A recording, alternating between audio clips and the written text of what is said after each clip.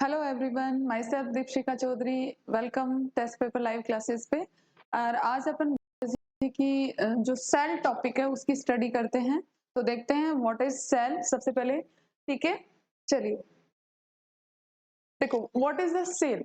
सबसे पहले अपने को ये पता होना चाहिए सेल क्या होता है। जैसे एक बिल्डिंग को बनाने के लिए अपने को पत्थर ईंट वगैरह की जरूरत पड़ती है, तो वो ये क्या है, उस बिल्डिंग के लिए उसके क्या है, वो बिल्डिंग ब्लॉक्स है।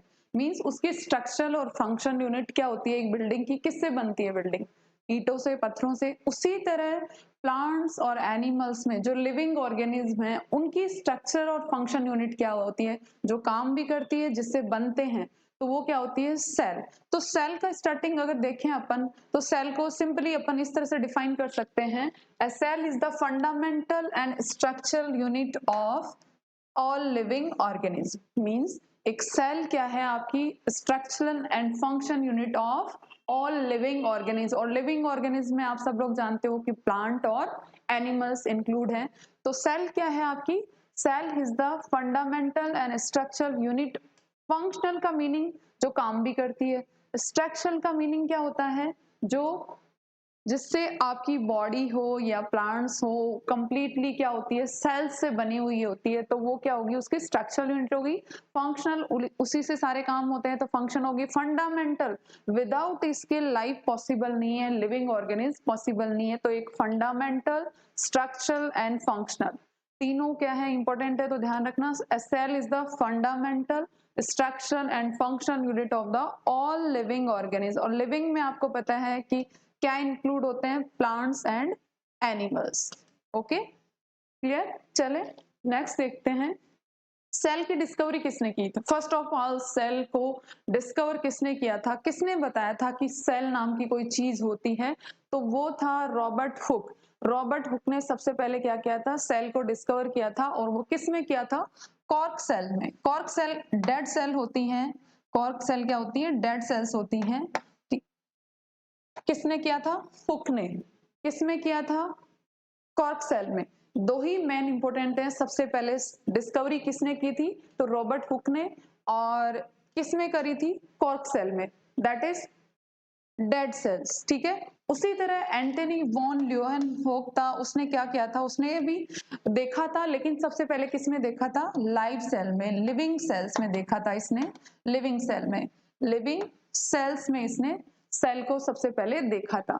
लेकिन कॉर्क हुक का क्या आएगा, सबसे पहले आएगा, हुक ने ही डिस्कवर की थी सबसे पहले, लेकिन इसने डेड सेल में देखा था, that is cork cell. Cork cell क्या होती है, डेड सेल्स होती है, इसलिए। चलिए आगे चलते हैं।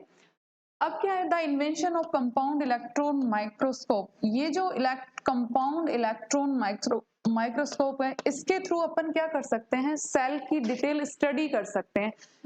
उससे पहले क्या, सेल क्या है, बहुत माइक्रो स्ट्रक्चर है, micro as well as macro. तो मैक्रो को देख सकते हो आप, बड़ी स्ट्रक्चर्स को देख सकते हो, लेकिन छोटी छोटी जो स्ट्रक्चर्स हैं, छोटी छोटी स्मॉल टाइप की जो सेल्स होती हैं, उनकी कैसे स्टडी करेंगे, तो उसके लिए एक माइक्रोस्कोप है, that is compound electron microscope. उसको क्या बोलते हैं, कंपाउंड इलेक्ट्रॉन माइक्रोस्कोप। आपको दिख रहा होगा सबको, यही क्या है, कंपाउंड मींस इसकी जो पावर होती है मैग्नीफाई करने की, बड़ा करने की, वो पावर जो होती है वो क्या होती है, बहुत ज्यादा होती है।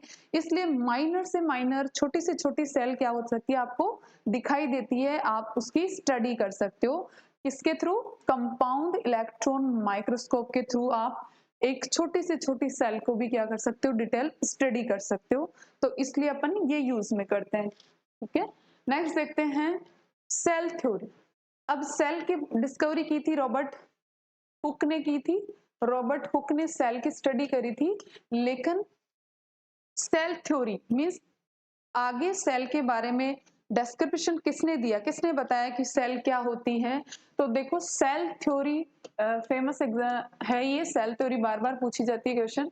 स्लीडन एंड स्वान, दो साइंटिस्ट थे, स्लीडन एंड स्वान। स्लीडन एंड स्वान, ये स्लीडन, ये स्वान, इन्होंने क्या किया था, सेल थ्योरी दी थी। इन्होंने क्या बताया था कि आपकी कंप्लीट जो भी बॉडी है, वो प्लांट्स हो या एनिमल्स हो, तो क्या किससे बनती है, सेल से बनती है। आपकी कंप्लीट बॉडी किससे है, सेल से बनी हुई है। लिविंग ऑर्गेनिज्म जो होती है, उनकी बॉडी क्या होती है, सेल से बनी होती है। ठीक है, उन्होंने ये कहा सेल थ्योरी में कि कंप्लीट लिविंग ऑर्गेनिज्म क्या होते हैं, सेल से बने होते हैं, और the cell had a thin outer layer, उसके सेल के बाहर क्या होती है, कवरिंग होती है, सेल के बाहर एक कवरिंग होती है दैट इज थिन, ठीक है, उसको क्या बोला उन्होंने, प्लाज्मा मेम्ब्रेन। स्लिडन एंड स्वान ने क्या कहा कि सेल के चारों तरफ जो कवरिंग होती है that is known as plasma membrane, उसको प्लाज्मा मेम्ब्रेन बोलते हैं। और प्लांट सेल में ही, देखो एनिमल सेल का नाम नहीं लिया उसने, क्या कहा है, प्लांट सेल में क्या होता है, सेल वॉल भी होती है। जैसे ये प्लाज्मा मेम्ब्रेन है, इसके चारों तरफ क्या होगी, सेल वॉल है, सेल वॉल, और ये अंदर प्लाज्मा मेम्ब्रेन। तो सेल की जो कवरिंग होती है दैट इज प्लाज्मा मेम्ब्रेन, और प्लाज्मा मेम्ब्रेन के बाहर सेल वॉल। तो ये एक हाइपोथेसिस थी, उन्होंने अपना एक क्या दिया था, थ्योरी दी थी उनके अकॉर्डिंग कि हम ये सोच रहे हैं, लेकिन ऐसा कुछ नहीं है। लेकिन स्टार्टिंग में ये थ्योरी बहुत क्या थी, अलग अलग जो सेल्स हैं उनकी डिस्कवरी को एक क्या दिया था, एक तो animals and plants are composed of cell and product of cells, मतलब एनिमल और प्लांट्स क्या होते हैं, सेल से ही बने होते हैं और प्रोडक्ट ऑफ सेल से ही बने होते हैं। सिंपली उन्होंने यही कहा था कि सेल, स्लिडन एंड स्वान ने क्या कहा था कि सेल जो अपनी प्लांट और एनिमल्स की जो बॉडी है, लिविंग ऑर्गेनिज्म है, वो सेल से बने होते हैं और कुछ नहीं है, आउटर लेयर प्लाज्मा मेम्ब्रेन है, उसके बाहर सेल वॉल है, सिंपल। फिर उसके बाद उस सेल थ्योरी को किसने मॉडिफाइड किया, रुडोल्फ विर्चो ने मॉडिफाइड किया था। जो स्लिडन एंड स्वान ने दी थी उसी थ्योरी को क्या करा था इसने, मॉडिफाइड करा था। उसने क्या कहा कि जो सेल्स होती हैं, जो नई बनती हैं न्यू सेल्स, वो कैसे बनती हैं, वो सेल्स बनती हैं सेल की डिवाइड होने से बनती हैं। तो इसने ये कहा कि सेल्स डिवाइड होकर न्यू सेल्स बनाती हैं, सिंपली। और वो किससे बनाती हैं, जो प्री एग्जिस्टिंग, जो पहले से जो सेल्स प्रेजेंट हैं, पहले से जो सेल मौजूद हैं, उन्हीं सेल्स में क्या होता है, डिवीजन होता है, और डिवीजन के बाद नई सेल बनती है वापस। देख लिए रुडोल्फ विर्चो ने क्या कहा कि जो पहले से जो सेल्स हैं वो अगेन अगेन क्या करती हैं, डिवाइड होती हैं, डिवाइड होकर वो नया सेल का फॉर्मेशन करती है। तो इसलिए इसने कहा, क्या कहा कि प्री एग्जिस्टिंग जो सेल होती है, पहले से जो मौजूद सेल्स हैं, उनमें क्या होता है, डिवीजन होता है और नई सेल बनती है। और अगर इसका लैटिन में देखें, ओमनिस सेलुला ई सेलुला, जिसका मीनिंग क्या होता है कि cells divide and new cells are form from pre existing. This word, यहां तक इस वर्ड का मीनिंग क्या है, ओमनिस सेलुला ई सेलुला, ठीक है। तो इसने क्या किया था, मॉडिफाइड द सेल थ्योरी, ठीक है। अब statement of the cell theory अगर अपन सिंपली बोले तो क्या, all living organism are composed of cells, ठीक है, product of cells, all cells arise from the pre existing cells, जैसा कि किसने कहा था, रुडोल्फ विर्चो ने। ये जो स्टेटमेंट है, ये स्लिडन एंड स्वान का ये स्टेटमेंट है आपका रुडोल्फ विर्चो से। रुडोल्फ विर्चो ने क्या कहा था कि जो पहले से जो मौजूद सेल्स हैं वही डिवाइड होकर नई सेल बनाती है। और सिंपली स्लिडन एंड स्वान ने क्या कहा कि लिविंग ऑर्गेनिज्म किससे बने होते हैं, सेल से। क्लियर है, चले नेक्स्ट देखते हैं। एक सेल में क्या होता है, साइटोप्लाज्म होता है। अगर कोई सेल है तो उसमें जैसे लिक्विड होता है that is known as cytoplasm. एक सेमी फ्लूइड का मतलब जो कंप्लीटली फ्लूइड नहीं होता, कंप्लीटली लिक्विड नहीं होता, थोड़ा सा क्या होता है, डेंस होता है, डेंस, ठीक है। तो कंप्लीटली उसमें फ्लो वाला नहीं होता, कि ऐसा नहीं कि फ्लो प्रॉपर्टी बहने लगता है, उस तरह से नहीं है।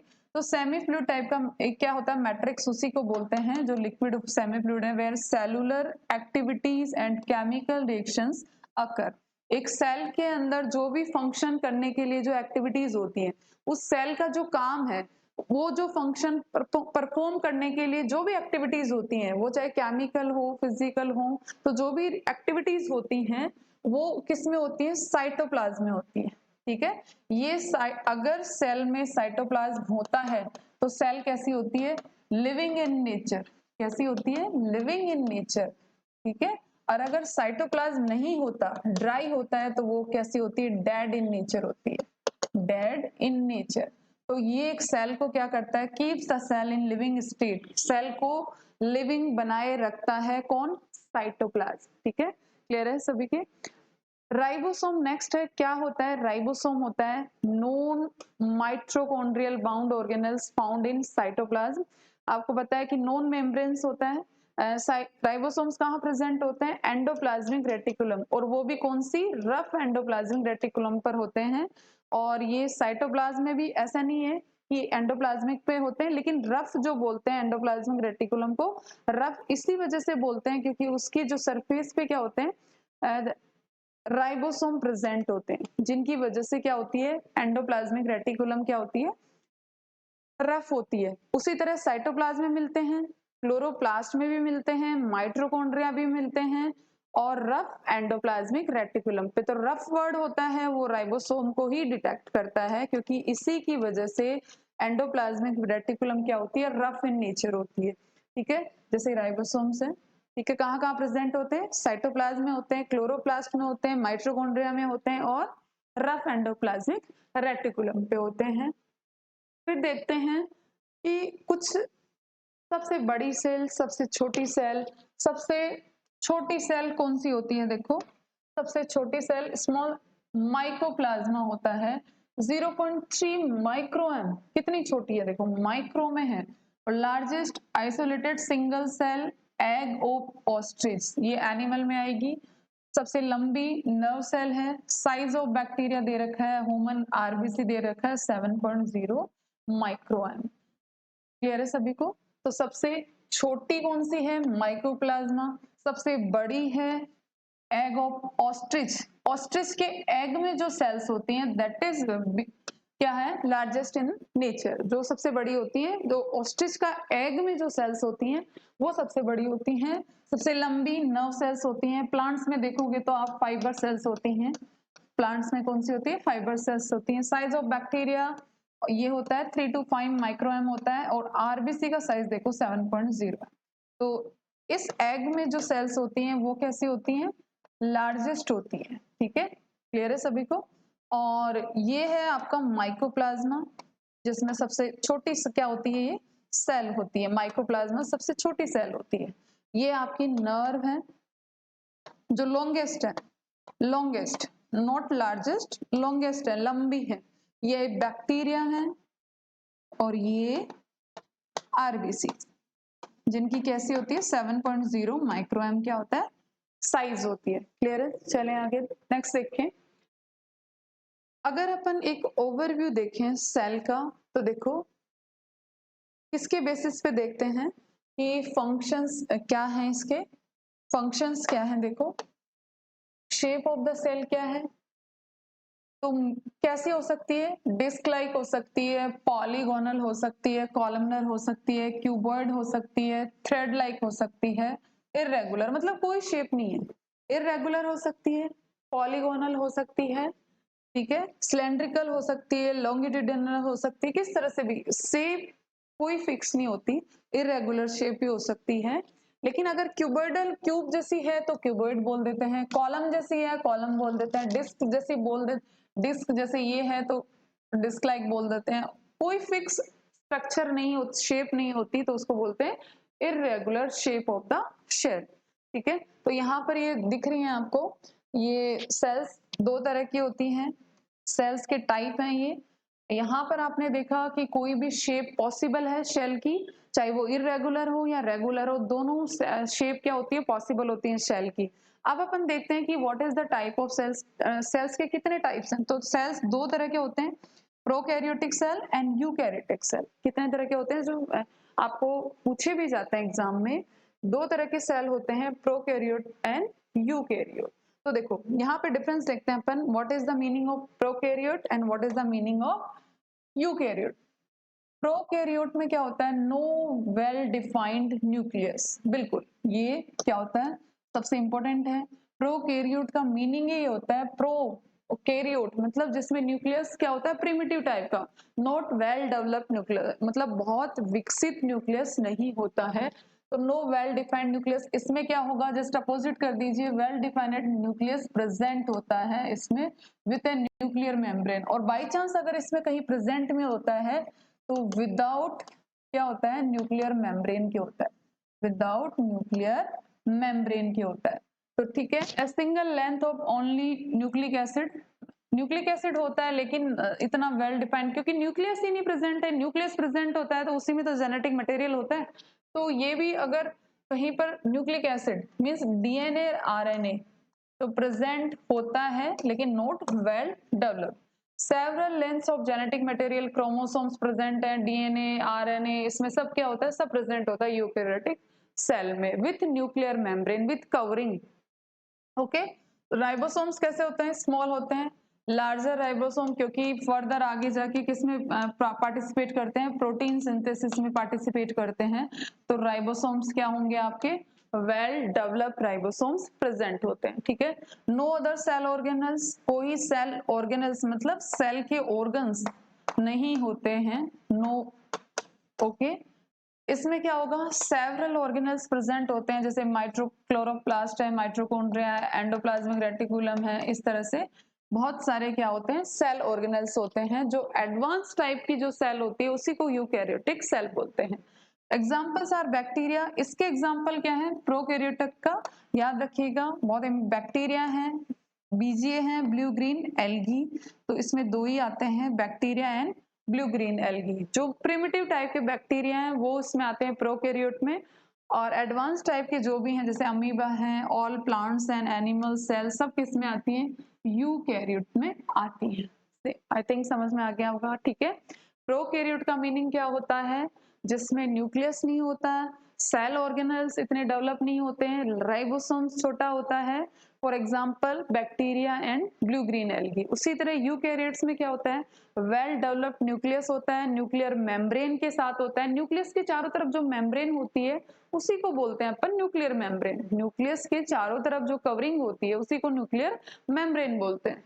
सेवरल क्या होते हैं, सेल ऑर्गेनल्स होते हैं, वेल डेवलप्ड अच्छे से विकसित क्या होते हैं, सेल के ऑर्गन्स होते हैं, और डीएनए आरएनए सब प्रेजेंट होते हैं।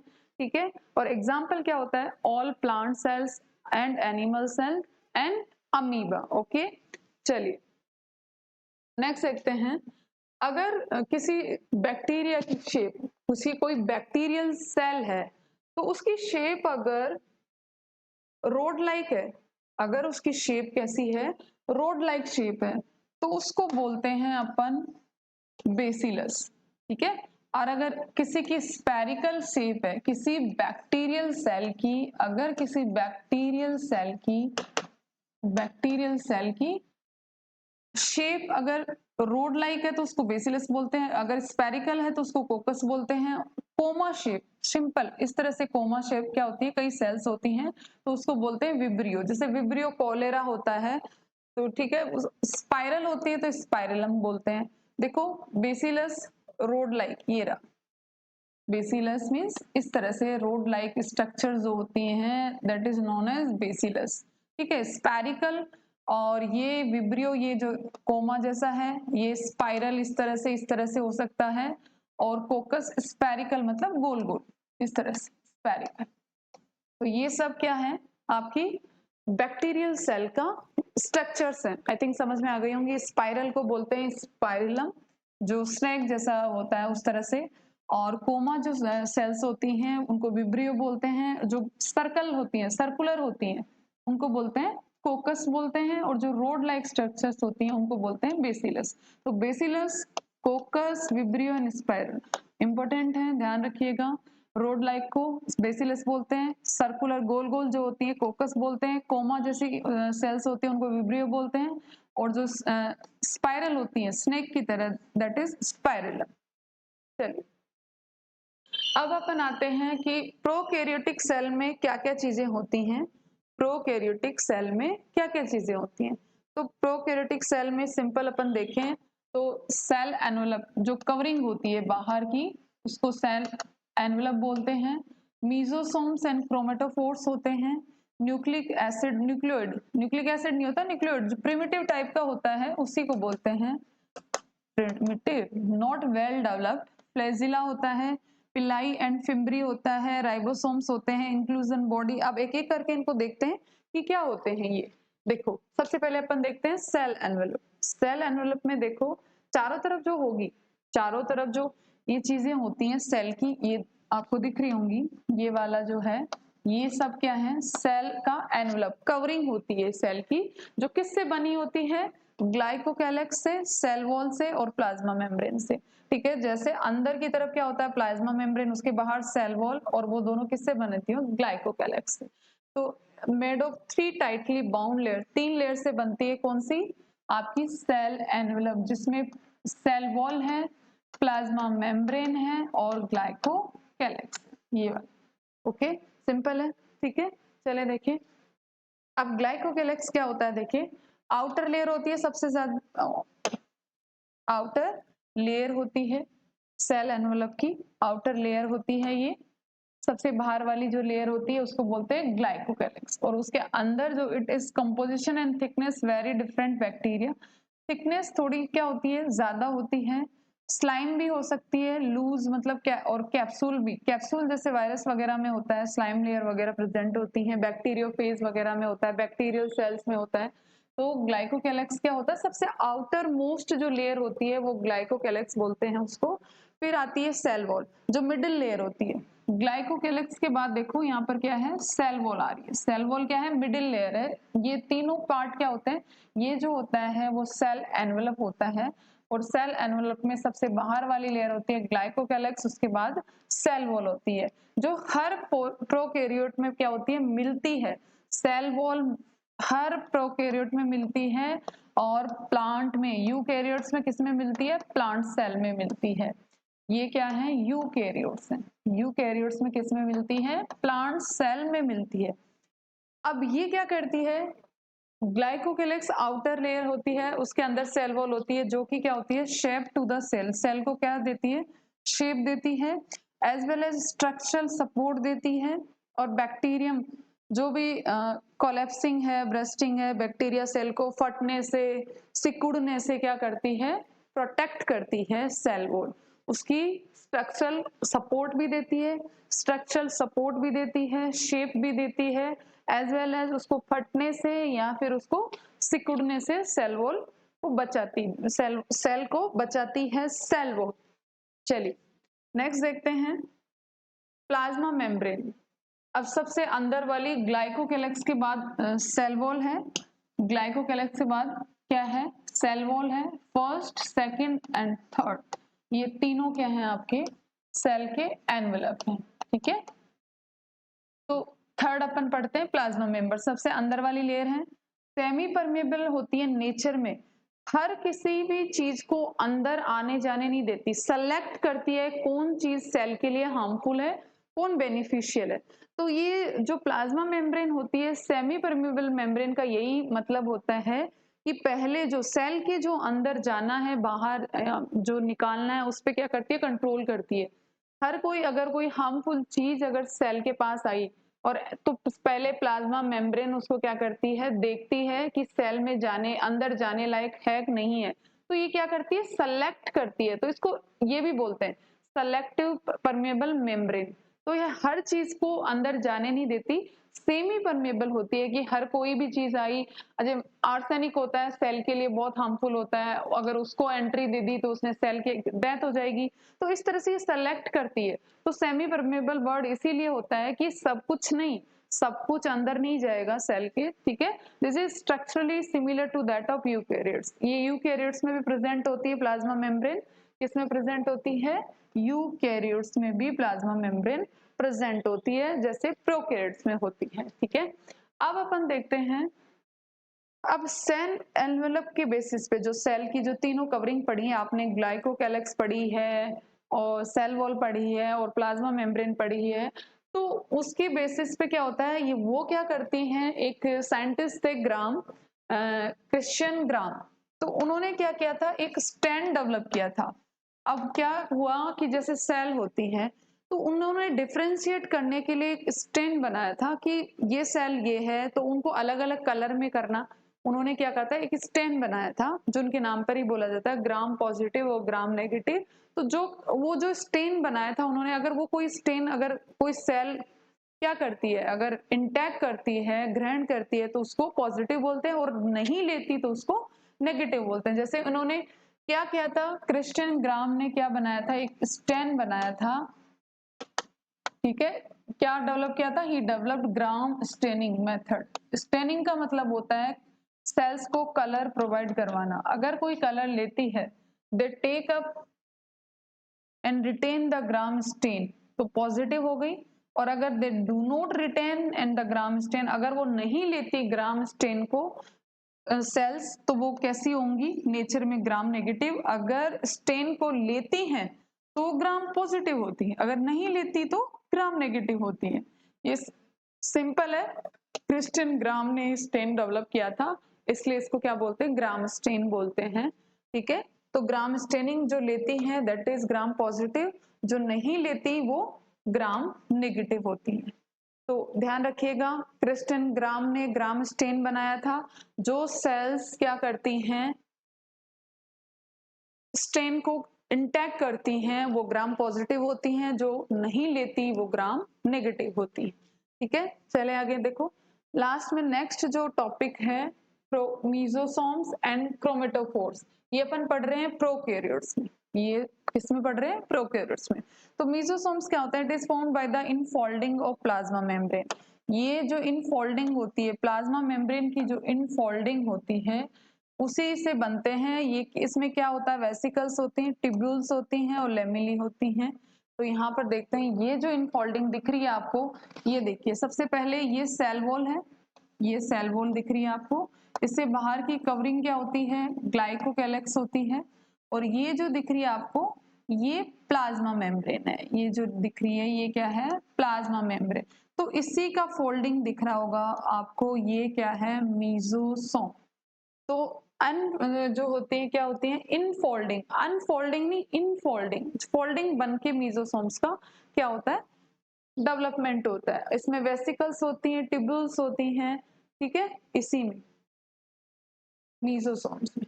ठीक है, फंक्शन ऑफ मीजोसोम, मीजोसोम्स का काम क्या है? फंक्शन ऑफ मीजोसोम्स, मीजोसोम्स का क्या काम है? तो अगर मीजोसोम्स को देखें क्या काम है, सेल वॉल फॉर्मेशन करता है। ठीक है, ये मीजोसोम्स है, तो बाहर जो सेल वॉल होगी उसके फॉर्मेशन में काम करेगा। डीएनए रेप्लिकेशन में काम करता है। Chromosomes for distribution of chromosomes to daughter cells, ये क्या काम करता है? रेप्लिकेशन करेगा डीएनए को। जब रेप्लिकेशन होता है तब ये थोड़ी बहुत हेल्प करता है मीजोसोम्स के लिए। ये नहीं होता कि मीजोसोम नहीं होता तो रेप्लिकेशन होता ही नहीं है, रेप्लिकेशन होता है। For respiration and secretion, respiration में काम आता है सेल के। जो प्रिमिटिव टाइप की सेल है, कौन सी? बैक्टीरिया और ब्लू ग्रीन एल्गी, उनमें बैक्टीरिया और ब्लू ग्रीन एल्गी में।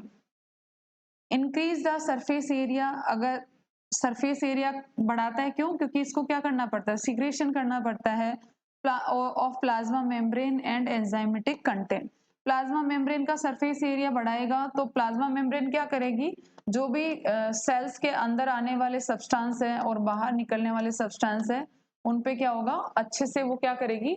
सेलेक्ट कर पाएगी, अच्छे से अपना फंक्शन परफॉर्म कर पाएगी। अगर सरफेस एरिया ज्यादा होगा तो प्लाज्मा मेम्ब्रेन, जो कि क्या होती है? Semi permeable membrane. ठीक है, क्लियर है सभी को?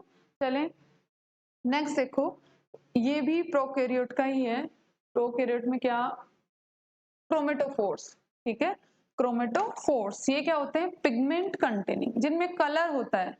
इनफोल्डिंग होते हैं, कुछ प्रोकैरियोट में प्रेजेंट होते हैं। फॉर एग्जांपल जैसे साइनोबैक्टीरिया होता है, ब्लू ग्रीन एल्गी होता है, क्रोमेटोफोर्स होते हैं। ये क्या है? जैसे कलर्ड स्ट्रक्चर्स होती है। पिगमेंट कंटेनिंग, पिगमेंट का मतलब होता है कलर्ड सब्सटेंस।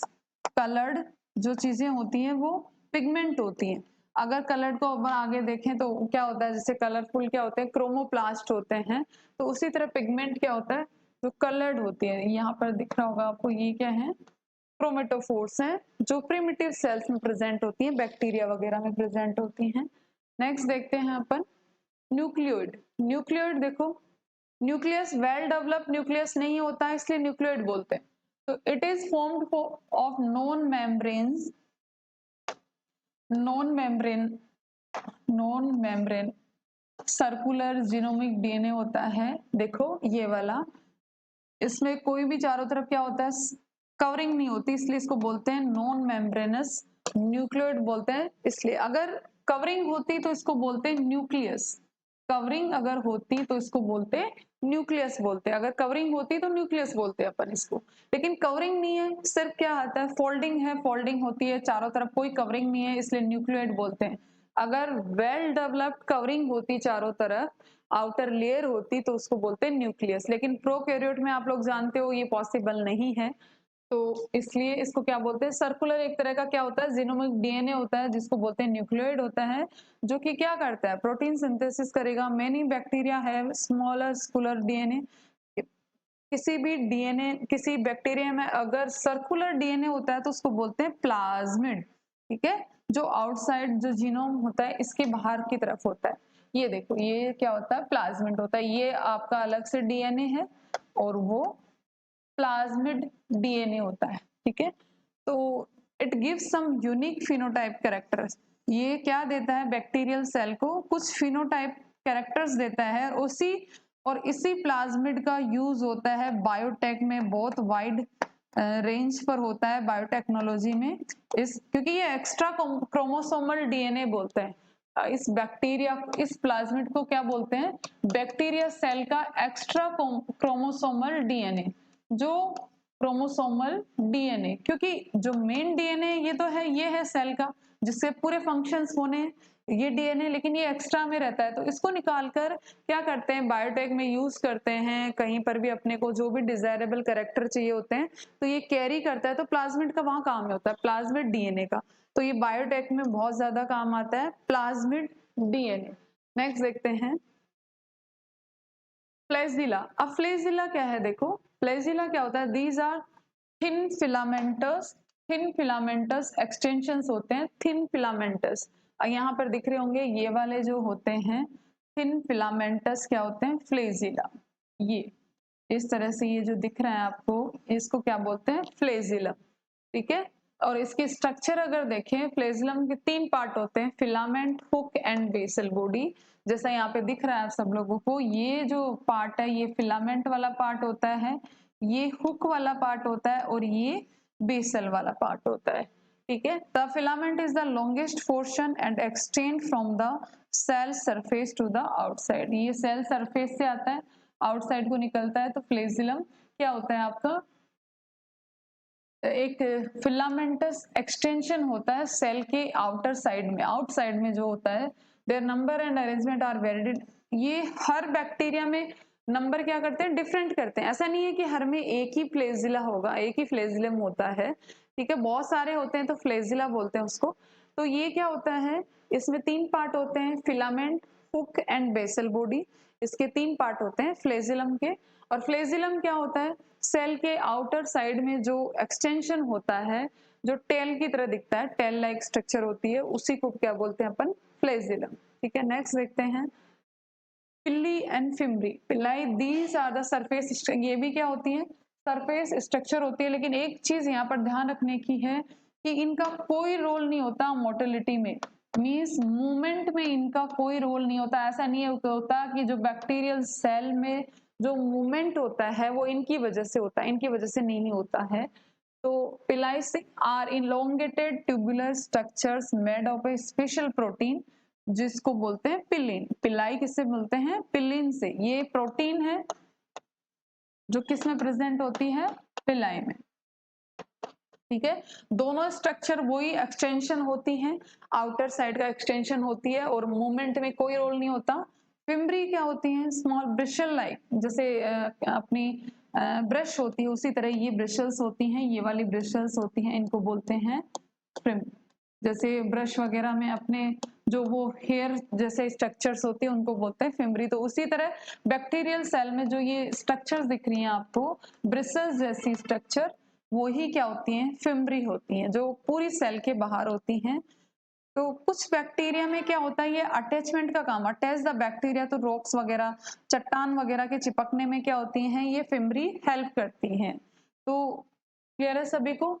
और किसी किसी में बैक्टीरिया जहां इन्फेक्शन करता है जिस सेल को, उस सेल होस्ट सेल को क्या करती हैं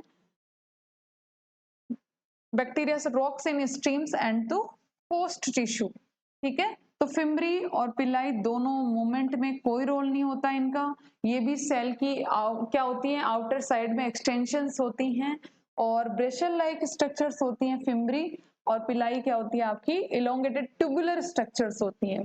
पिलाई क्या होती है आपकी ट्यूबुलर स्ट्रक्चर्स होती हैं। क्लियर है सभी को। जैसे वहां पर अपन ने उनको क्या कहा था, एक अगर होता है तो फ्लेजिलम बोला था, और यहाँ पर देखो 2-3 है तो उसको क्या बोला अपन ने, फ्लेजिला। ठीक है, वो सिंगुलर वर्ड है, ये प्लूरल वर्ड है। जब बहुत सारे होते हैं फ्लेजिलम, जब बहुत सारे होते हैं तो उसको फ्लेजिला बोलते हैं। ठीक है, क्लियर है। और फ्लेजिलम मूवमेंट में आपका रोल रखता है। नेक्स्ट है राइबोसोम्स, ये प्रोकैरियोट का पढ़ रहे हैं अपन। Ribosomes they are associated with plasma membrane, कहाँ पर प्रेजेंट होते हैं, राइट, प्रोकैरियोट्स में भी होते हैं, यूकैरियोट्स में भी होते हैं। ठीक है, देखो यहाँ पर देखो प्रोकैरियोट्स, राइबोसोम और यूकैरियोट। 70S टाइप का जो होता है वो प्रोकैरियोटिक होता है, और जो यूकैरियोट में होता है 80S। अब इसकी सब यूनिट्स क्या आती हैं, 60 और 40। इसकी क्या होती है 50 एंड 30 यूनिट्स। मतलब ये स्ट्रक्चर होती है जो इस तरह से डिवाइड होती हैं। तो जो अपर होती है 50 और जो लोअर होती है वो, ठीक है। उसी तरह 60 ये अपर और ये 40। इसी 60 में 5S, 5.8, 80S इसकी, फिर 60 की क्या होती है सब यूनिट्स होती हैं। उसी तरह 50 में क्या होता है 5S और 30, 23, और उसी तरह 30 में क्या होता है 16। तो ये जो अपर लेयर है वो 50 है, जो लोअर है वो 30 है, उसी तरह उसमें अपर 60 है और लोअर क्या है 40 है। ठीक है, और राइबोसोम्स क्या होती हैं, मेड अप ऑफ 2 सब यूनिट्स 50 एंड 30, टोटल क्या हुआ 70। अपन बात कर रहे हैं प्रोकैरियोट्स में, तो प्रोकैरियोट्स में मैंने यहाँ बताया आपको कौन सा होता है, 70S टाइप का राइबोसोम्स होता है। ये स्वेडबर्ग यूनिट है, स्वेडबर्ग ने डिस्कवर किया था, तो इसको एस फॉर स्वेडबर्ग। तो प्रोकैरियोटिक राइबोसोम्स होता है S for sedimentation coefficient, A measure of density and size. जो प्रोकैरियोट में जो राइबोसोम होता है, चाहे यूकैरियोट में हो चाहे प्रोकैरियोट में हो, उसका जो शेप साइज डेंसिटी मेजर करते हैं वो कौन करता है, उस एस क्या करता है, एस फॉर सेडिमेंटेशन, सेडिमेंटेशन। और स्वेडबर्ग ने इसको क्या करता डिस्कवर करा था, तो सेडिमेंटेशन होता है। और टाइप क्या होता है प्रोकैरियोट्स में 70S। देखो प्रोकैरियोट्स में 70S टाइप का होता है, यूकैरियोट्स में ये 80S टाइप का होता है, 80S टाइप का होता है, और प्रोकैरियोट में 70S। ये सेडिमेंटेशन है। ठीक है, तो इसका क्या होता है 50 एंड 30 ये सब यूनिट्स होती हैं, और इसमें होता है 60S एंड 40S, ये क्या है आपकी प्रोकैरियोट की सब यूनिट। ये यूकैरियोट्स में होता है और ये प्रोकैरियोट्स में होता है, प्रोकैरियोट्स में, राइट। क्लियर है सभी के। तो सिंपल है, कुछ नहीं है। राइबोसोम्स क्या होता है प्रोकैरियोट्स में 70S टाइप का होता है, यूकैरियोट्स में 80S टाइप का होता है। तो इसलिए नेक्स्ट देखते हैं अपन ribosomes, functions of ribosomes. Ribosome क्या काम करता है, ऐसा इतना इंपॉर्टेंट क्यों है राइबोसोम सेल के लिए, तो क्या काम करता है, ribosome are the site of translation. जब आप प्रोटीन सिंथेसिस पढ़ते हो तो ट्रांसलेशन पढ़ते हैं अपन। प्रोटीन सिंथेसिस में सबसे मेन जो रोल है राइबोसोम का, जो काम है वो काम क्या है, प्रोटीन सिंथेसिस। जो जेनेटिक मटेरियल में जब प्रोटीन सिंथेसिस होता है तब काम में आता है। ये क्या करता है, इस पर सिंगल मैसेंजर आरएनए, एमआरएनए मतलब जो मैसेज कैरी करता है, जो जेनेटिक इनहेरिटेंस के लिए क्या करता है मैसेज कैरी करता है, उसको पॉलीराइबोसोम, एक चेन बनती है राइबोसोम्स की। ये सारे राइबोसोम्स है, ये सारे राइबोसोम्स है, तो इस राइबोसोम्स को क्या बोलते हैं, इसको राइबोसोमल चेन बोलते हैं। तो राइबोसोम्स क्या होते हैं, ट्रांसलेशन की साइट होती है जहां पर प्रोटीन सिंथेसिस होता है, और बहुत सारे राइबोसोम्स अगर जुड़े होते हैं चेन में तो उसको पॉलीराइबोसोम्स चेन बोलते हैं, या फिर पॉलीसोम्स या पॉलीसोम्स। ठीक है, तो ध्यान रखना राइबोसोम्स का मेन फंक्शन क्या होता है, प्रोटीन सिंथेसिस, जो कि इनहेरिटेंस में काम आती है, राइट। नेक्स्ट देखते हैं इंक्लूशन बॉडीज। इंक्लूशन बॉडीज क्या होती हैं, देखो they are non membranes stored reserve. ये क्या होती हैं, नॉन मेम्ब्रेन्स होती हैं, नॉन मेम्ब्रेनस होती हैं, कोई मेम्ब्रेन नहीं होती, कोई कवरिंग नहीं होती। स्टोर्ड रिजर्व मटेरियल होती हैं, seen freely in the cytoplasm. ये फ्रीली क्या होती है, साइटोप्लाज्म में पड़ी रहती है। जैसे ये है इंक्लूजन बॉडीज है, इनका कोई काम नहीं होता, मेन रोल कुछ नहीं होता इनका, ये स्टोरेज का काम कर सकती है। ठीक है, ये क्या कर सकती है, स्टोरेज का, फॉस्फेट स्टोर कर लिया, ग्रेन्यूल्स को कर लिया, ग्लाइकोजन को कर लिया, गैस वैक्यूल्स जैसे क्या है आपकी एक तरह से इंक्लूजन बॉडीज हैं, जिसमें जैसे blue green algae, purple and green photosynthetic bacteria, इनमें क्या होती है, गैस वैक्यूल्स प्रेजेंट होती है, जो सिंपली गैस का जो एक्सचेंज वाला काम करती है। तो इसमें कुछ नहीं होता, स्टोर का काम होता है, इसीलिए इनको क्या बोलते हैं, इंक्लूजन बॉडीज। कोई मेन फंक्शन इनका नहीं होता है। ठीक है, चले आगे देखिए। They have well organised membrane bound nucleus and cell. उनके पास क्या होता है, यूकैरियोट सेल में चलते हैं आगे। सेकंड, फर्स्ट अपन ने क्या पढ़ा है, प्रोकैरियोट पढ़ा है, बहुत सिंपल है। प्रोकैरियोट में क्या होता है, सेल एनवेलप में आपने पढ़ा ग्लाइकोकेलेक्स, सेल वॉल और प्लाज्मा मेम्ब्रेन। देन राइबोसोम्स पढ़ा है, मीजोसोम्स पढ़ा है, इंक्लूजन बॉडीज पढ़ी हैं। ठीक है, बहुत सिंपल है, कुछ नहीं है। न्यूक्लियोइड पढ़ा है। न्यूक्लियोइड क्यों बोलते हैं उसको, क्योंकि न्यूक्लियस के चारों तरफ, अगर वैसे तो पहले तो होता ही नहीं है, सिंपली क्या होते हैं, जेनेटिक मटेरियल इसी तरह बिखरा हुआ पड़ा रहता है, ऐसा नहीं है कि उसके चारों तरफ कवरिंग होती है, तो उसको बोलते हैं न्यूक्लियोइड। जो प्रिमिटिव टाइप का जेनेटिक मटेरियल होता है उसको बोलते हैं न्यूक्लियोइड, जिस चारों तरफ न्यूक्लियर मेम्ब्रेन नहीं होती, उसलिए उसको क्या बोलते हैं, न्यूक्लियोइड बोलते हैं। अब अपन स्टडी करते हैं सेकंड जो टाइप ऑफ सेल है, दैट इज यूकैरियोट। यूकैरियोट की स्टडी करते हैं अपन। बहुत क्या होती हैं, एडवांस तरीके की होती हैं, बहुत वेल डेवलप्ड होती हैं। दे हैव वेल ऑर्गेनाइज, देखो सबसे पहले वर्ड ही आया है कि well organised membrane bound nucleus and organelles होते हैं। Presence of membranes give clear, इसको मतलब हर में क्या होता है, सब कुछ क्लियर होता है। ऐसा नहीं होता है कि जो सेल पर्टिकुलर काम करेगी यूकैरियोट्स में, वो पर्टिकुलर अपना फंक्शन करेगी, तो सबका अलग अलग कंपार्टमेंट बना हुआ है कि ये काम इस सेल को करना है, ये काम इस सेल को करना है। तो वेल डेवलप्ड एक ऑर्गेनाइज तरीके में काम करती हैं यूकैरियोट्स में सेल्स, जो यूकैरियोटिक सेल्स बोलते हैं। ठीक है, जैसे इसमें क्या क्या होता है, प्रोटिस्टा होता है, फंगल सेल्स होती हैं, प्लांट सेल्स होती हैं, एनिमल सेल्स होती हैं, और अमीबा की भी सेल होती है। क्लियर है, ठीक है, चलिए। तो ये क्या होती हैं, कॉम्प्लेक्स होती हैं, लोकोमोटरी और साइटोस्केलेटन स्ट्रक्चर, सब कुछ जेनेटिक मटेरियल, क्रोमोसोम सब प्रेजेंट होता है यूकैरियोट्स में। वेल डेवलप्ड होती हैं, वेल ऑर्गेनाइज्ड होती हैं। तो अपन सबसे पहले देखते हैं सेल ऑर्गेनल्स इन, क्या क्या सेल ऑर्गेनल्स होते हैं यूकैरियोट सेल में, मतलब किस तरह से आप इसको प्रोकैरियोट से अलग बता सकते हो कि प्रोकैरियोट में तो ये है और यूकैरियोट में ये है। तो आपको डिफरेंस पता होना चाहिए ताकि आप आइडेंटिफाई कर सको कि ये सेल प्रोकैरियोट है और ये सेल यूकैरियोट है। और यूकैरियोट में क्या आते हैं, plants, animals and amoeba something आते हैं, और प्रोकैरियोट में ओनली बैक्टीरिया सेल्स होती हैं और ब्लू ग्रीन एल्गी होता है। क्लियर है सभी को।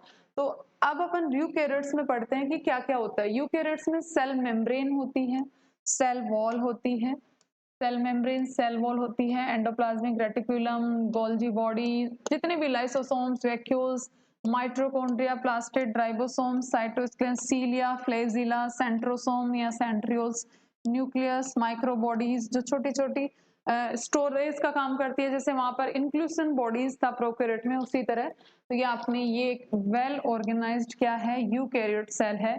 लेकिन ये है क्या, ये है आपकी वैक्यूल्स की वजह से, ये एक आपकी प्लांट सेल है, ध्यान रखना, ये प्लांट सेल है, सेल वॉल की प्रेजेंस से। ये आपकी, देखिए आप यहाँ से ध्यान से, तो सबसे पहले अपन क्या पढ़ते हैं, ये है एनिमल सेल, वो थी जो पीछे थी वो प्लांट सेल थी, ये देखिए ये एनिमल सेल है।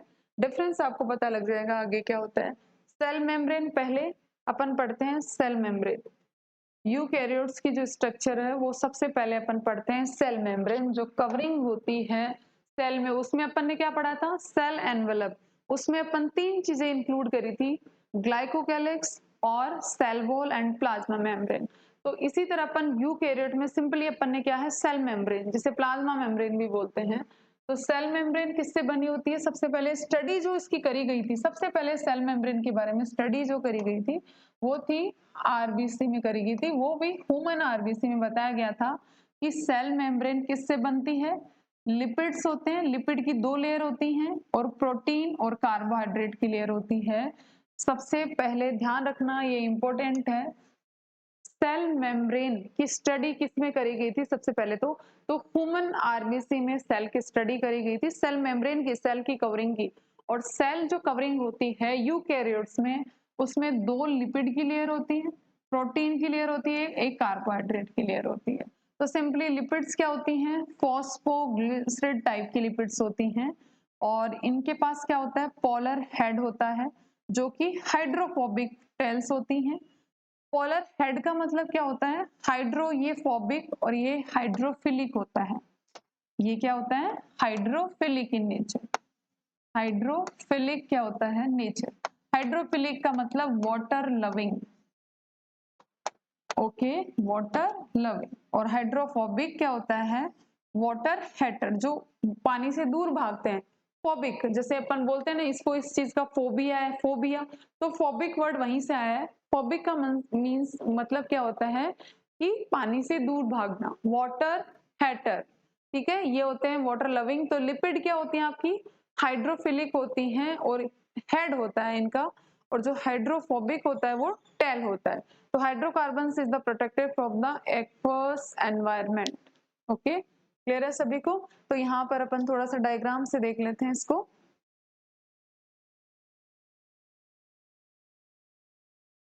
डायग्राम से देखते हैं, देखो यहाँ पर जो ये दिख रही है आपको, ये स्ट्रक्चर, ये क्या होती है? 2 तो लिपिड लेयर होती हैं, बाई लेयर होती है लिपिड की, एक प्रोटीन की होती है और एक क्या कार्बोहाइड्रेट होता है। जैसे अगर छोटा करना चाहिए अपन, देखो ये होती है बाई लेयर।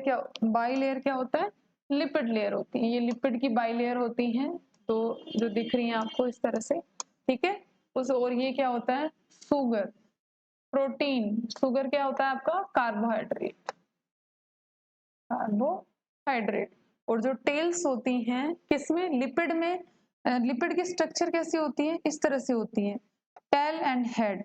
जो हेड वाला पोर्शन होता है वो क्या होता है? पोलर होता है, ठीक है, वो नेचर में कैसा है? पोलर होता है। और जो टेल वाला पोर्शन है वो हाइड्रोफोबिक होता है। हाइड्रोफोबिक होने की वजह से वो नॉन पोलर होता है। कैसा होता है नेचर में? नॉन पोलर होता है, नॉन पोलर। और जो पोलर होता है वो कैसा नेचर में, कैसा होता है? वाटर हेटर, मतलब वाटर से उसको कोई काम नहीं होता है, तो वो सर वाटर लविंग होता है, तो हाइड्रोफिलिक होता है। जो हेड वाला पोर्शन है, हेड एंड टेल, जो यहाँ पे दिख रही होंगी आपको इस तरह से छोटा छोटा, ये टेल्स दिख रही हैं, ये टेल होती हैं, ये हेड होता है इस तरह से। ये हेड वाला पोर्शन है और ये टेल वाला पोर्शन है, ये टेल वाला पोर्शन, तो इस तरह से। तो ध्यान रखिएगा हमेशा, जो लिपिड में हेड वाला पोर्शन होता है वो पोलर होता है और वो क्या होता है? Hydrophilic in nature. और जो टेल वाला पोर्शन होता है वो हाइड्रोफोबिक इन नेचर होता है, ठीक है। नेक्स्ट देखते हैं, इसी में सेल मेम्ब्रेन में ही आगे देखो, यहाँ पर और भी अच्छे से समझ में आएगा आपको। प्रोटीन और लिपिड का रेशियो डिफरेंट करता है, जो सेल पे डिपेंड करता है कि कितना होता है, तो वो सेल पे डिपेंड करता है। तो based on the ease of extraction, membrane protein are 2 तरह की होती हैं, इंटीग्रल प्रोटीन और पेरिफेरल, जो परिधि पर होती हैं और जो अंदर धसी हुई होती हैं। तो टोटली बरीड इन मेम्ब्रेन, जो टोटली अंदर की तरफ घुसी होती है, क्या कहाँ पर है? यहाँ पर जैसे प्रोटीन है तो ये जो अंदर है, लिपिड्स के अंदर धसी हुई है, तो ये इंटीग्रल प्रोटीन है। जो सरफेस पे होती है, ये जैसे अंदर ज्यादा नहीं है, तो ये क्या है? Peripheral protein. ये आपकी क्या है? Peripheral protein. और जो अंदर होती है, अंदर धसी हुई होती है अच्छे से, ये दोनों क्या है आपकी? Integral proteins. अंदर रहना, इंटीग्रल का मतलब क्या होता है? अंदर। इंटीग्रल तो सिंपल है, प्रोटीन 2 तरह की होती है, अगर सरफेस सरफेस पे होती है, बाहर बाहर, तो उसको बोलते हैं पेरिफेरल, और अंदर अगर घुसी होती है पूरी तो वो इंटीग्रल प्रोटीन्स होती हैं। नेक्स्ट देखते हैं अपन, नेक्स्ट देखते हैं, proposed by singer and Nicholson. देखो सेल मेम्ब्रेन का जो मॉडल दिया था, अब एक साइंटिस्ट थे 2, सिंगर एंड निकोल्सन, उन्होंने सेल मेम्ब्रेन की स्ट्रक्चर क्या करी थी? आइडेंटिफाई करने की कोशिश करी थी। उन्होंने पता लगाया था कि सेल मेम्ब्रेन किन किन चीजों से मिलकर बनी होती है। सेल मेम्ब्रेन किन किन चीजों से, जैसे अभी अपन ने पढ़ा कि लिपिड होती हैं, प्रोटीन होती है, कार्बोहाइड्रेट होती हैं, लेकिन सिंगर और निकोलसन ने ये बताया कि अरेंजमेंट किस तरह से होता है और क्या क्या चीजें होती हैं। सेल मेम्ब्रेन की अगर डिस्कवरी अगर देखें अपन तो प्रपोज्ड बाय सेल मेम्ब्रेन के लिए उन्होंने कौन सा मॉडल दिया था? Fluid mosaic model, fluid mosaic model of the, तो ये मॉडल का नाम ध्यान रखना है आपको, किसने दिया था? सिंगर एंड निकोलसन ने दिया था। और किसके लिए दिया था? सेल मेम्ब्रेन के लिए। सेल थ्योरी नहीं है, सेल थ्योरी आपकी स्लिडन एंड स्वान ने दी थी। ये फ्लूइड मोज़ेक मॉडल, जिसे फ्लूइड मोज़ेक मॉडल बोलते हैं, और ये सेल मेम्ब्रेन के लिए है, ना कि सेल्स के लिए है। और किसने दिया था? सिंगर एंड निकोलसन ने दिया था। इन्होंने क्या कहा था कि according to this the nature of the lipid enables lateral movements of the protein within the oral wire. This ability to move within the membrane is measured at its fluidity. इसने देखो ये कहा था, simple क्या कहा था कि protein with carbohydrate attachment, protein क्या होता है? अंदर बाहर, वही इंटीग्रल और पेरिफेरल दो तरह का होता है। जैसे ये अंदर धसी हुई है ये प्रोटीन्स, तो ये इंटीग्रल टाइप की होती है, ये बाहर है तो पेरिफेरल प्रोटीन होती है, लिपिड की बाई लेयर्स होती हैं। तो लिपिड में जो ये दिख रहा है आपको, ये जो है टेल होती है, यही हेड होती है, ठीक है। तो इन्होंने सेम जो अभी अपन ने पहले पढ़ा कंपोजिशन इन्होंने ही दिया था, इसलिए अपन ने पढ़ा, तो सेम वही चीजें बताई इन्होंने भी। क्या होता है कि प्रोटीन सेल में प्रोटीन की भी दो लेयर होती है, एक तो अंदर धसी हुई और बाहर, तो इनको बोलते हैं इंटीग्रल और इनको बोलते हैं पेरिफेरल। उसी तरह लिपिड की दो लेयर होती है, लिपिड में हेड जो पोर्शन होता है लिपिड में दैट इज पोलर, और वो कैसा होता है? हाइड्रोफिलिक इन नेचर होता है। और टेल जो पोर्शन होता है, ये दिख रहा होगा आपको यहाँ पर, ये वाला टेल वाला पोर्शन होता है हाइड्रोफोबिक इन नेचर। क्लियर है सभी को? ठीक है, तो ध्यान रखना आपका, फ्लूइड मोज़ेक मॉडल किसने दिया था? सिंगर एंड निकोलसन ने। आगे सेल मेम्ब्रेन के फंक्शंस के बारे में देखते हैं कि क्या काम, अपन ने ये देखा अभी तक कि सेल मेम्ब्रेन किन चीजों से मिलकर बनी है, ठीक है। तो अपन ने देख लिया कि सेल मेम्ब्रेन में क्या होता है, लिपिड की दो लेयर होती है, प्रोटीन की दो लेयर होती है और एक कार्बोहाइड्रेट की होती है, और उनके बारे में अपन ने देख लिया कि किस तरह से होती हैं। अब इसका काम क्या है, सेल मेम्ब्रेन का काम क्या है, फंक्शन क्या है? तो transport of the molecules, transportation का काम करेगी, मॉलिक्यूल को इधर से उधर ले जाने का काम करेगी सेल में, ठीक है। और कैसे करेगी? वो सेलेक्टिवली करेगी, ऐसे नहीं हर किसी को ले जाए। अगर कोई सेल के लिए हार्मफुल है तो उसको क्यों कैरी करेगी, उसको थोड़ी करेगी। तो सेलेक्टिवली सेलेक्ट करती है ट्रांसपोर्टेशन, जो भी सब्सटेंस होते हैं उनको, तो इसलिए इसको बोलते हैं सेलेक्टिव परमेबल भी बोलते हैं, due to the fluid nature. कैसा नेचर है सेल मेम्ब्रेन? किस तरह से फ्लूइड में नेचर है। अभी तो अपन ने देखा कि किसने क्या दिया था, सिंगर निकोलसन ने फ्लूइड मोज़ेक मॉडल दिया था, ठीक है। तो membrane can help in cell growth, formation of intercellular junction, secretion, endocytosis, cell division, ये सारे काम किसके हैं? सेल मेम्ब्रेन के हैं। जिसमें क्या होता है? सिक्रिएशन होता है, एंडोसाइटोसिस होता है, सेल डिवीजन होता है, सब यहीं से स्टार्ट होता है। अब देखो, अगर सेल मेम्ब्रेन अगर ट्रांसपोर्ट करती है, मेन फंक्शन क्या है सेल मेम्ब्रेन का? ट्रांसपोर्टेशन का बताया मैंने आपको। तो ट्रांसपोर्ट कैसे करेंगे? दो तरह के ट्रांसपोर्ट करती है, पैसिव ट्रांस और एक्टिव ट्रांसपोर्ट। अब वो अपन आगे देखते हैं। अगर एटीपी वगैरह इन्वॉल्व होते हैं, एनर्जी वगैरह, तो उसको क्या बोलते हैं अपन? सेल मेम्ब्रेन में देखो टाइप्स ऑफ ट्रांसपोर्ट, सबसे पहले अपन देखते हैं पैसिव, सबसे पहले अपन देखते हैं पैसिव ट्रांसपोर्ट। क्लियर है? Okay. Movement of molecules across the membrane along the concentration gradient from higher concentration to the lower. जो भी हमेशा क्या होता है, ट्रांसपोर्ट जो होता है वो हाई टू लो होता है, हाई टू लो होता है। ओके, तो high to low without the expenditure of energy, कोई एनर्जी का खर्चा नहीं होता, एनर्जी लेकर कुछ भी नहीं होता। तो एनर्जी के विदाउट अगर कोई काम होता है वो कैसा होता है? Passive in nature. एक तरह से अपन बोल सकते हैं कि जैसे अपने का मतलब कोई एनर्जी लॉस भी नहीं हो और काम भी हो गया, तो उस तरह के अगर ट्रांसपोर्ट होता है तो उसको पैसिव बोलते हैं, कि जिसमें आपको कोई जोर नहीं लगाना पड़ रहा, कोई काम नहीं करना पड़ रहा, कोई एनर्जी आपकी लॉस नहीं हो रहा, तो उसको बोलते हैं पैसिव। तो सिंपल डिफ्यूजन टाइप होता है, ऑस्मोसिस, ये सब क्या होते हैं, नेचुरली प्रोसीड होते हैं, इनमें एनर्जी की जरूरत नहीं पड़ती, नेचुरली है ये। तो मूवमेंट ऑफ ये भी आपका डिफ्यूजन भी क्या होता है, वही सब में एक ही फंडा काम करता है, हाई टू लो फ्लो का होता है, हाई टू लो फ्लो होता है। लेकिन ऑस्मोसिस में फर्क इतना होता है कि जो हाई टू लो फ्लो होता है through the semi permeable membrane होता है, इसीलिए तो अपन ने इसमें पढ़ा through the semi permeable membrane होता है, ठीक है। तो polar molecules can't pass through the non polar lipid by, so they require membrane carrier protein for their transport.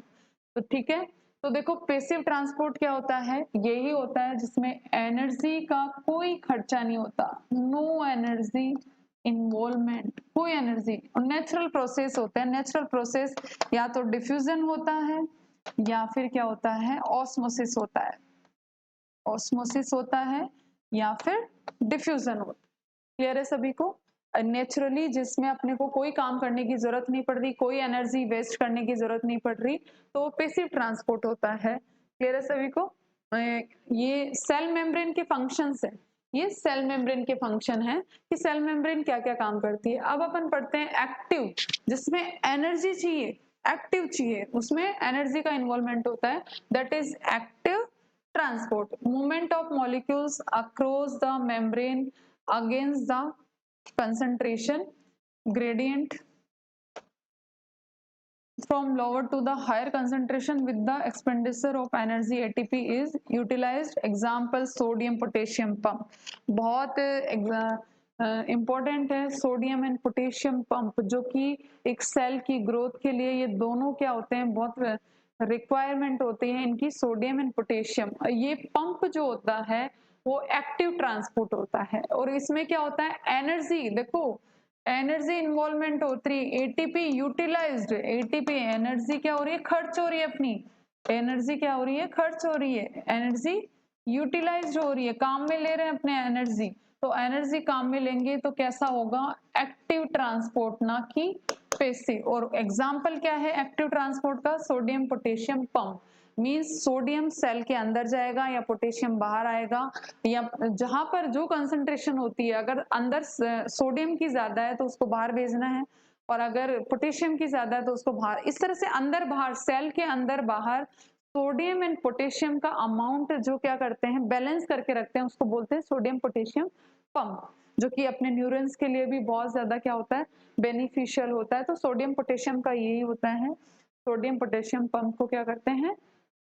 अब अपन ने सेल मेम्ब्रेन पढ़ लिया, अब अपन पढ़ते हैं सेल वॉल, जो कि only and only plant cell में होती है, ठीक है, जो प्लांट सेल में प्रेजेंट होती है, एनिमल सेल में सेल वॉल प्रेजेंट नहीं होता। तो it is a non living, it is a non living rigid structure होती है। देखो पहले ही रिजिड बोल दिया है, क्योंकि ये नेचर में कैसी होती है, डेड होती है, और इसका काम एक ही होता है, सिर्फ प्रोटेक्शन करना। सेल वॉल का क्या काम होता है, प्रोटेक्शन करना।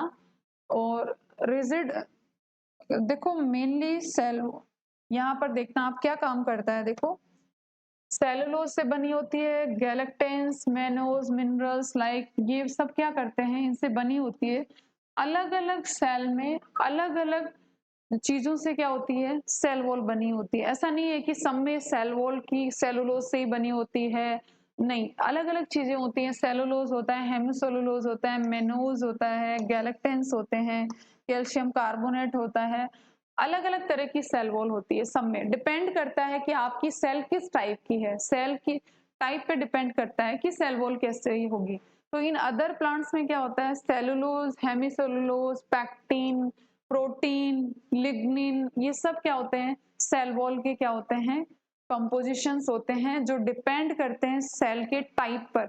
सेल किस तरह की है तो वो उसी तरह के क्या होंगे, कंपोजिशन होंगे, ठीक है। तो सेल वॉल ये अपन ने पढ़ा, सेल वॉल किस किस से बनी हो सकती है, सेलुलोज, प्रोटीन्स, पैक्टिन्स, हेमिसोलुलोज, मेनोज, इस तरह से लिग्निन वगैरह। तो डिपेंड करता है उस कंपोजिशन पे, डिपेंड करता है सेल वॉल के, ठीक है। तो अब अपन देखते हैं cell wall of a young plant cell की देखते हैं। सेल वॉल एक यंग प्लांट सेल की देखते हैं। Cell wall young plant cell में क्या होता है, primary wall is the capable of growth. Cell wall growth भी करती है, सेकेंडरी वॉल, प्राइमरी वॉल सब इसी में है। इसी सेल वॉल को क्या बोल दिया, इसके दो पार्ट्स करके क्या बोला है इसको, primary cell and secondary cell. The middle lamella इनके बीच में जो प्रेजेंट होती है, दोनों लेयर्स के बीच में जो प्रेजेंट होती है, मिडिल लेमिला बोलते हैं इसको, वो कैल्शियम पैक्टेट की, ये आपको याद करना है, ये इंपॉर्टेंट है कि मिडिल लेमिला किससे बनती है, कैल्शियम पैक्टेट से मिलकर बनी होती है, ठीक है। The cell wall and middle lamella में be traversed by the plasmodesmata। अब ये क्या चीज होती है, plasmodesma which connect the cytoplasm of neighboring cells। Plasmodesmata का एक ही काम होता है, अगर ये सेल है और ये दूसरी सेल है तो यहाँ पर जो कनेक्टिंग का काम करता है इसी को बोलते हैं प्लाज्मोडेस्मेटा। दो जो नेबर हैं, पड़ोसी सेल्स हैं, उनको जोड़ने का काम कौन करता है, प्लाज्मोडेस्मेटा।